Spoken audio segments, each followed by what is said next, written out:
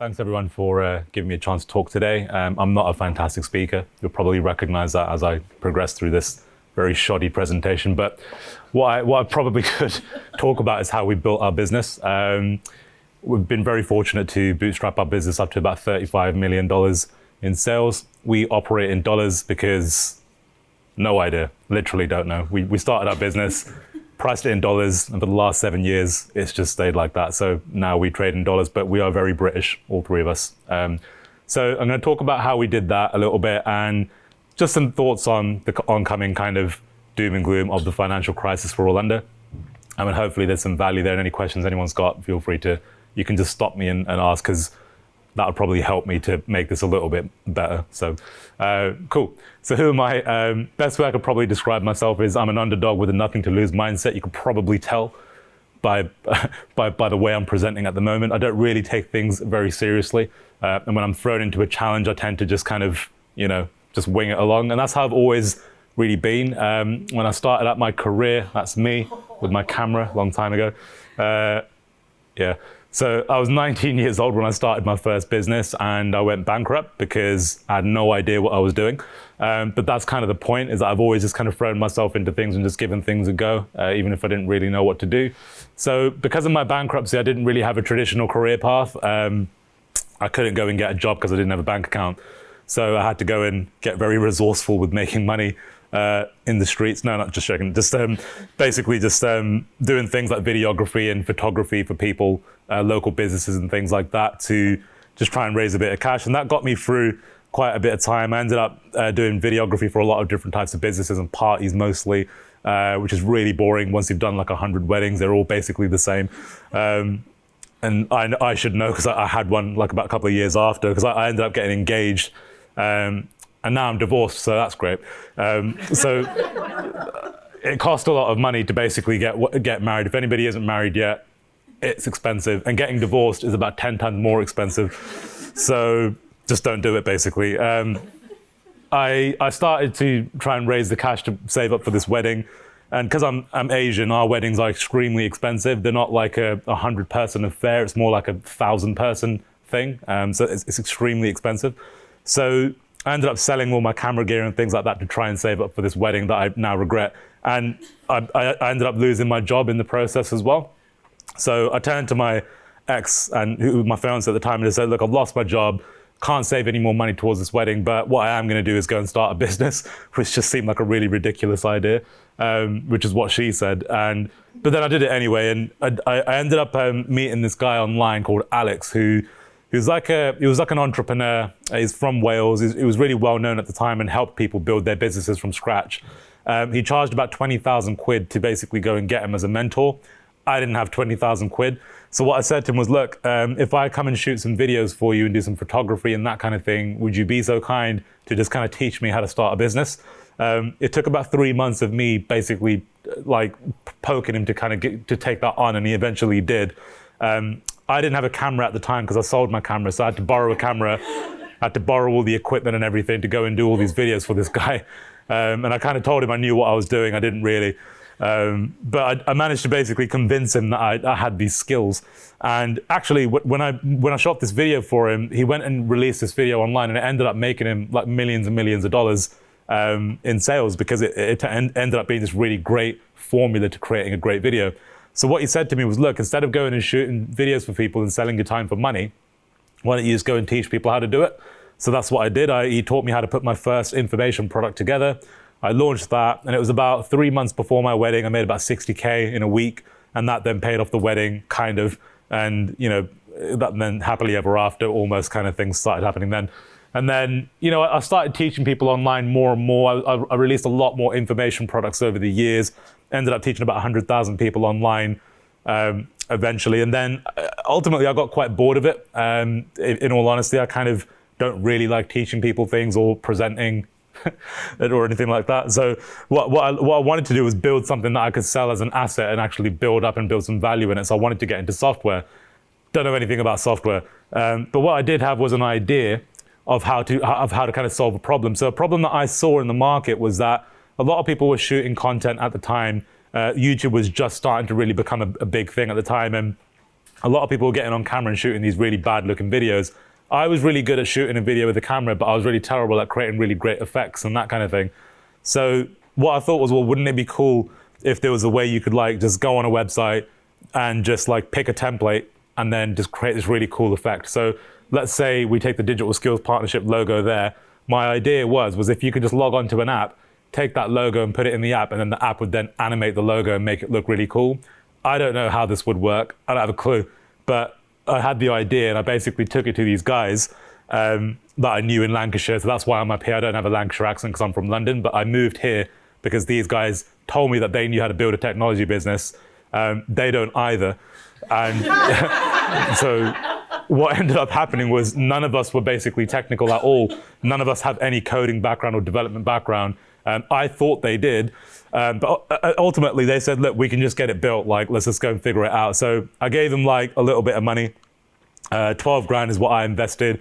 It took about 3 months for us to build an MVP. The MVP was pretty shit. In reality, it wasn't very good. But our mindset was, well, we just need to go and make some money. We need to sell it.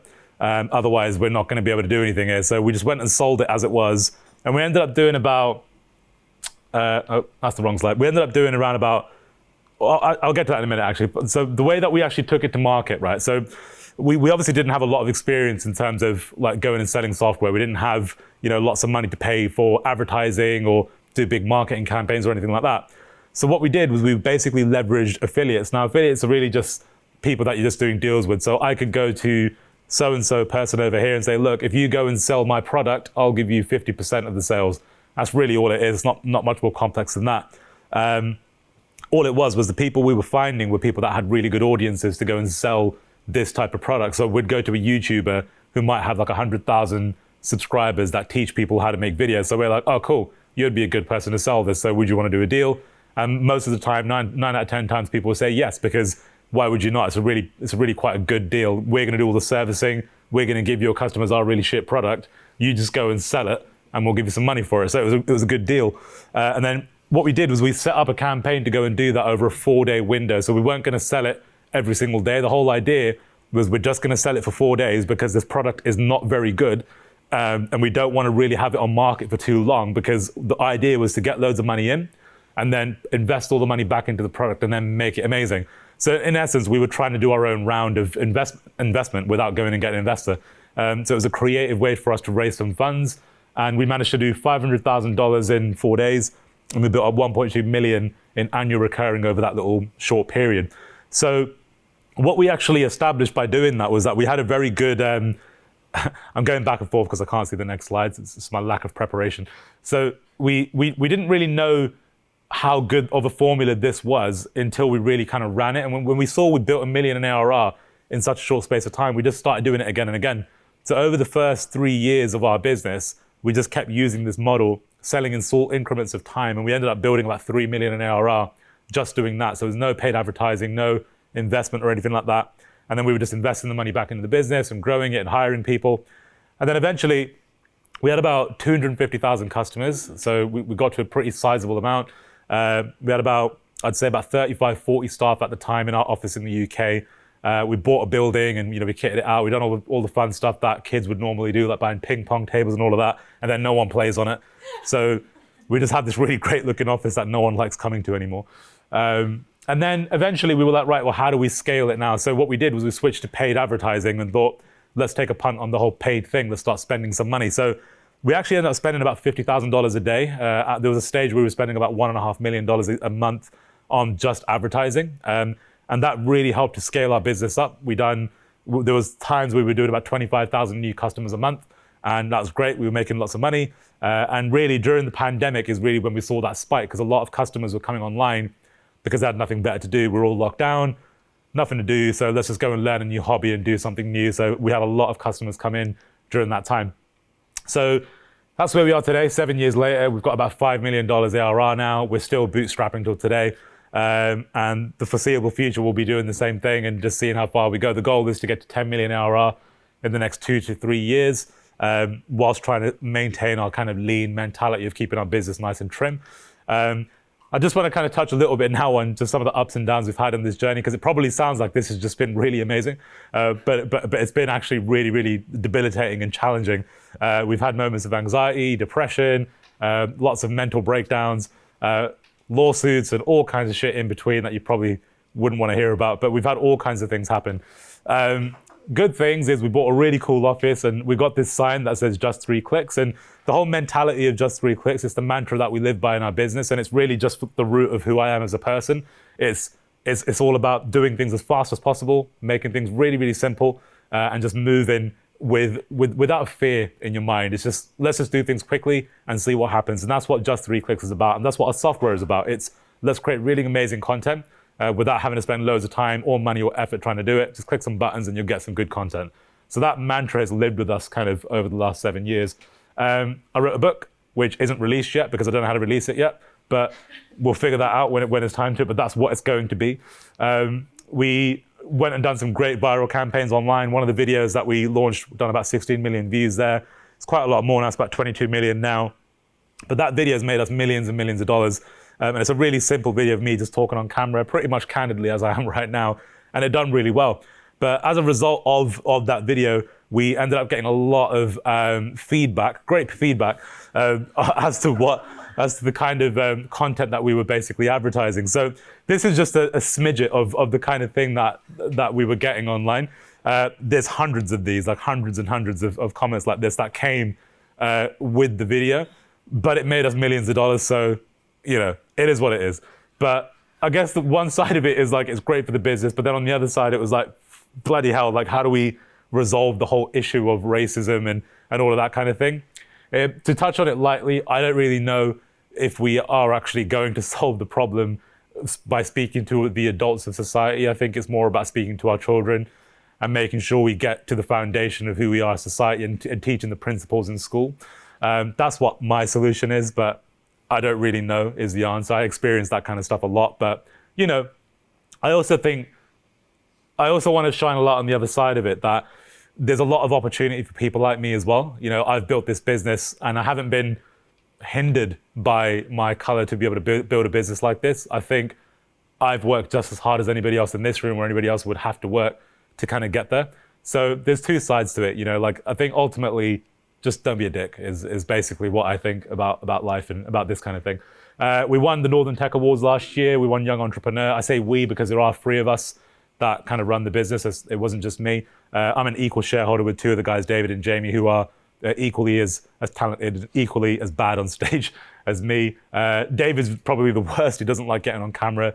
Jamie doesn't mind getting on camera, but you know, we've all got our quirks. But essentially, we're all introverts that are trying to build this massive business, and it's been quite challenging. And then, you know, the biggest challenge I say we would have as a business is over the last kind of 6-7 months, we've had to let go. I don't know if that's 20%, 30%. I don't know. It's like 30 out of the 80 people we had to let go, whatever that works out to. That's our office in the UK. It looks better than that. It's more than just a pipe. There are other things in there that make it more interesting. And, you know, in the right lighting and stuff, it looks really cool. But basically, we ended up getting to about 80 people because over the pandemic, we had enormous growth. And infrastructurally, it was quite difficult for us to handle that because we're not really designed, like my personality is not I'm not a manager, essentially, and neither is David and neither is Jamie. I'm not really a CEO, but I've taken that title on because nobody else wanted it. So I'm learning to become a CEO, learning to become a leader. So I've had to do a lot of my own self-education to become better at, you know, managing a company of that size. And as a result of that, and not just that, it's not just all my fault, but, you know, as a result of that, you know, we hired a lot of people to kind of service a lot of different parts of the business because the business grew really big, really quick, and you know we had a lot of customers to serve that we didn't have the infrastructure for. So we ended up getting to 80 people just from 30. So we had about 30, 35 people right before the pandemic, and then throughout the pandemic got to 80 people. They weren't all in our building. We've got people all over the world that work for us, about 30, 40% in the UK, and then everybody else is everywhere. So that was really difficult. It was a challenging thing to be able to navigate that. There was a lot of cultural changes that had to take place, and a lot of people were kind of thrown off by how many people we had to let go. But you know, that's one of the side effects of the pandemic, and I think everybody's probably experiencing similar things in terms of how they've had to handle the effects of that on their business kind of thing. So that's pretty much the basis of my talk here today, is just kind of tell you guys what we've done. And I think the takeaway from me, if it is of any value at all, is to kind of maintain that mindset of doing things quickly and easily, because ultimately the next 2 to 3 years in business is going to be really, really challenging. We speak to a lot of VCs and investors all over the world who are really interested in our business, but we're not keen to do any kind of investment deals or anything like that at the moment. But one of the kind of messages that we're getting back from investors is that right now, company valuations are really low. Investors are not really interested too much in taking really big risks. And the reason is because we're going into quite a deep recession, and it could be bigger than any of the ones that we've ever seen before. So what I would say is having a mindset of staying lean and staying profitable, which means don't go over hiring people. Be sensible about the way you're taking your products to market. And equally, as a cultural thing, it's one of those times where right now what you say on the internet is pretty much weight in gold, and whatever you say to anyone, it could be used against you and all of that kind of stuff. So right now is a really sensible time just to play your cards really well. Take care of your people. Make sure you're not overstaffing, because ultimately that's not going to look good on the business, and ultimately you're going to be hurting other people. So really be careful about the people that you're bringing in. That's one of the reasons we had to let people go, is because we know we wouldn't be able to service them for a long time, so it wouldn't be the right thing to do. And yeah, that's the kind of takeaway message, is stay lean and look after your people, because essentially they're the main asset that we've got. And yeah, just that's pretty much it, really. Any questions on any of that?